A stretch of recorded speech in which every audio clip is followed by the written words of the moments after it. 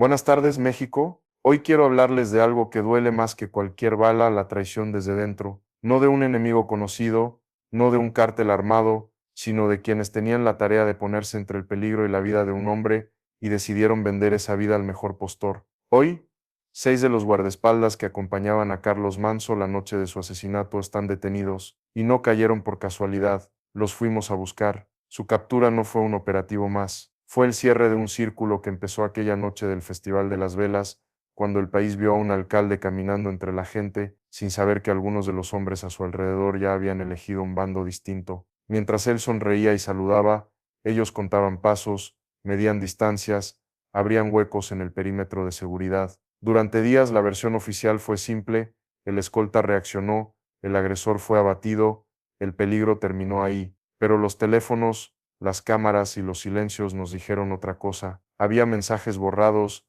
llamadas cortadas segundos antes del ataque, movimientos extraños de los 6 escoltas que hoy están bajo custodia. Eran demasiadas coincidencias para creer en la casualidad. Por eso hoy puedo decirlo con claridad: esos 6 hombres no solo fallaron en proteger a su presidente municipal, lo entregaron, permitieron que el tirador se acercara, relajaron el círculo, se hicieron a un lado en el momento exacto, y cuando todo terminó, intentaron cubrir sus huellas con un disparo sobre un muchacho que ya estaba neutralizado. No fue nerviosismo, no fue confusión, fue un guión. Los encontramos en el mismo lugar donde fingieron protegerlo, la Casa de la Cultura, vista ahora como refugio de una lealtad rota. Entramos por ellos uno por uno. Algunos intentaron sostener la mirada, otros ni siquiera pudieron levantarla. Sabían que el tiempo de su mentira se había terminado. Desde hoy, México, la traición a Carlos Manso empieza a contarse como realmente fue.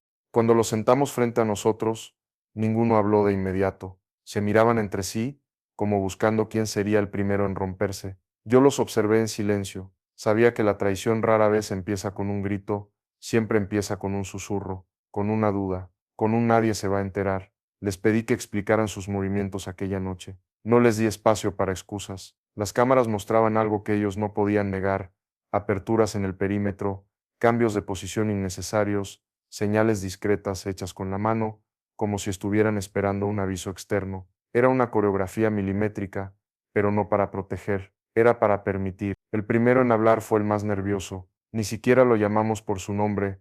Fue él quien decidió romper el silencio. No fue contra él, fue contra todos nosotros. Esa frase me hizo entender que lo que había detrás era más grande que un simple pago o un acto impulsivo. Había miedo, había presión, y había un plan preparado mucho antes de que el atacante levantara el arma. Dijo que la traición comenzó semanas atrás, cuando un hombre que ninguno quiso identificar empezó a visitar discretamente la base donde descansaban. Un hombre que no levantaba sospechas, que no gritaba, que no hacía alarde, pero que jugaba con algo más valioso que las balas: la idea de que estaban solos, desprotegidos, abandonados. Nos dijeron que él ya estaba sentenciado, que si no cooperábamos, íbamos a caer con él. Los demás guardaron silencio, pero sus miradas confirmaban la historia. Habían sido seducidos y amenazados a la vez. Les ofrecieron dinero, pero lo que realmente los quebró fue otra cosa: un mensaje claro, repetido una y otra vez: si no lo hacemos nosotros, lo harán con nosotros ahí. Entonces entendí los movimientos extraños, entendí las llamadas cortadas, entendí la frialdad con la que se hicieron a un lado en el momento exacto en que el agresor avanzó entre la gente. Ya no eran escoltas, eran marcadores, eran guías. Uno de ellos, el más joven, finalmente habló. Su voz temblaba. No queríamos hacerlo, pero ya no teníamos salida. Ahí supe que lo peor aún no lo habían dicho. Supe que detrás de su miedo había un nombre, uno que todavía no se atrevían a pronunciar. La sala parecía encogerse alrededor de ellos. No era el tamaño del cuarto, era el peso de lo que no querían decir. A veces el silencio es más revelador que cualquier palabra, y ese silencio estaba lleno de miedo. No miedo a la ley, miedo a alguien más. A alguien que había logrado que 6 hombres armados, entrenados y acostumbrados al riesgo, temblaran al escucharlo nombrar. Me incliné hacia adelante y dije lo que todos pensábamos: no hicieron esto solos. ¿Quién les dio la instrucción final? Sus miradas se cruzaron. Ninguno quería cargar con la responsabilidad de ser el primero, hasta que uno, el más callado, el que no había dicho una sola palabra desde que entró, exhaló y miró al suelo. No pude ver su rostro completo, pero sí la tensión en su cuello. Era como si llevara semanas sosteniendo algo que por fin estaba a punto de soltar. A nosotros no nos hablaron directamente. Su tono era bajo pero firme. Nos mandaron a alguien para convencernos. Le pedí que continuara. Dijo que un hombre, siempre el mismo, aparecía en horarios distintos. Nunca se quedaba mucho, nunca decía su nombre, pero hablaba con una seguridad que les hacía entender que no estaba improvisando. No era un emisario cualquiera, era un operador, alguien con rango suficiente para dar órdenes, pero con la discreción necesaria para no dejar huellas. Él nos dijo que ya estaba todo decidido, que el alcalde era un obstáculo, que iban a hacer el trabajo con o sin nosotros. Otro escolta intervino. Su voz se quebraba. Nos dijeron que si no cooperábamos nos iban a usar de ejemplo. Esa frase revelaba más que toda su confesión combinada. No actuaron por dinero, no actuaron por odio, actuaron por supervivencia y por un miedo sembrado con precisión. El más joven, que hasta entonces había evitado hablar, levantó la mirada. Sus ojos estaban vacíos, como si todavía reviviera el momento exacto de la traición. El tirador sabía exactamente dónde meterse, porque nosotros le abrimos el paso. Hubo un silencio que nadie quiso romper. La verdad estaba cayendo por partes, pero aún faltaba la más grande, la identidad del hombre que los había obligado a cruzar esa línea, y yo sabía que ya no iban a poder sostenerlo mucho más. La máscara de lealtad falsa estaba a punto de romperse. El silencio se volvió tan pesado que parecía ocupar cada rincón del cuarto. Los 6 estaban ahí, sin esposas, sin armas, pero cargando un peso que los doblaba más que cualquier golpe. No necesitaba presionarlos, ya habían llegado al punto donde la verdad comienza a escurrirse sola, como si estuviera cansada de ser retenida. Les pregunté nuevamente quién había sido el enlace. No grité, no amenacé, solo repetí la misma pregunta con una calma que los obligaba a responder. Fue entonces cuando uno de ellos, el más corpulento, dejó escapar un suspiro que sonó como una derrota. No era uno de los nuestros, pero tampoco era un desconocido. Esa frase cambió todo. Dijo que el hombre se movía con credenciales que parecían legítimas, que llevaba uniforme, pero que nunca coincidía con los turnos reales. Lo describieron como alguien que conocía la rutina del presidente municipal mejor que cualquiera de ellos. Sabía a qué hora salía, cuánto tardaba en desplazarse, quiénes eran sus escoltas más confiables y cuáles eran los más vulnerables a la presión. Uno de ellos lo dijo así: nos hablaba como si ya supiera que íbamos a contestar, como si nos hubiera leído antes. Les ofreció protección, dinero y sobre todo algo que en su mundo pesa más que cualquier billete, una salida segura, no una promesa vacía, sino una orden sellada. Si cooperan, no se tocan, pero la verdadera amenaza llegó después. El más joven relató que una noche,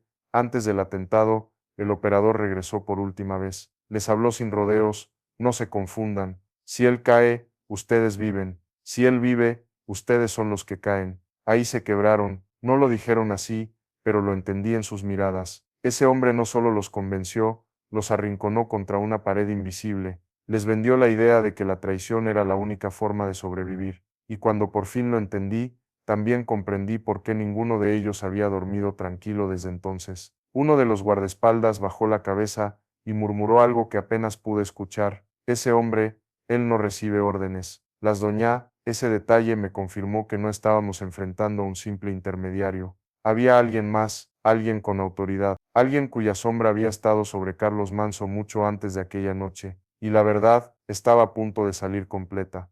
Lo que vino después no fue una confesión, fue un derrumbe.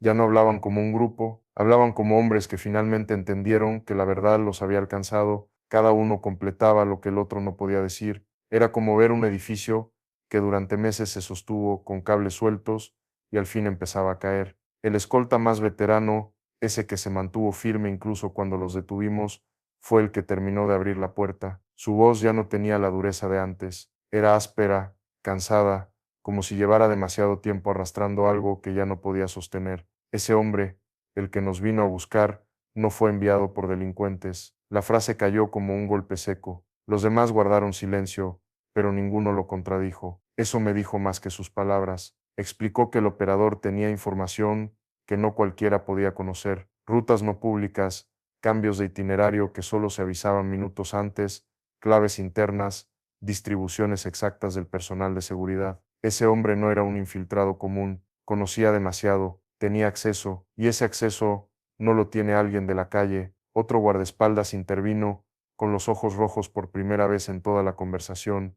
Nos dijo que si no lo hacíamos, él mismo iba a traer a otro grupo para terminar el trabajo, y que nosotros íbamos a desaparecer primero. Dijo otro grupo, y esa palabra bastó para entender que no hablaban solo de criminales, hablaban de gente con estructura, con poder, con respaldo, gente que podía moverse sin levantar sospechas. Cuando les pedí que lo describieran, coincidieron en detalles que inquietaban. Siempre llegaba en vehículo oficial, cambiaba de placa sin explicación, usaba radio encriptado, y nunca esperaba afuera, entraba como si el lugar fuera suyo. El más joven lo resumió en una sola oración: él hablaba como si Carlos Manso ya no fuera presidente de nada. Ahí entendí que el ataque no fue solo un crimen, fue un mensaje escrito desde adentro, desde donde nadie imaginó que podía venir. Finalmente el escolta, que había guardado silencio todo el tiempo, levantó la cabeza. Su mirada temblaba, pero su voz salió firme. Ese hombre no está prófugo, está trabajando en las mismas oficinas que nosotros protegíamos. Con esa frase, México, la traición quedó al descubierto, y el cierre de esta historia ya no era un operativo, era una revelación que cambiaría todo. Cuando escuché esa última frase, supe que habíamos tocado el centro de la traición. No era un ataque externo, no era un enemigo infiltrado, era una sombra dentro de la misma estructura que debía proteger. Una sombra que movió hilos, compró silencios y manipuló a 6 hombres hasta quebrarlos. Los escoltas fueron llevados bajo custodia, y mientras los veía salir, entendí algo que no puedo ignorar: la justicia no solo se busca afuera, también se limpia adentro. Y eso, México, es exactamente lo que vamos a hacer.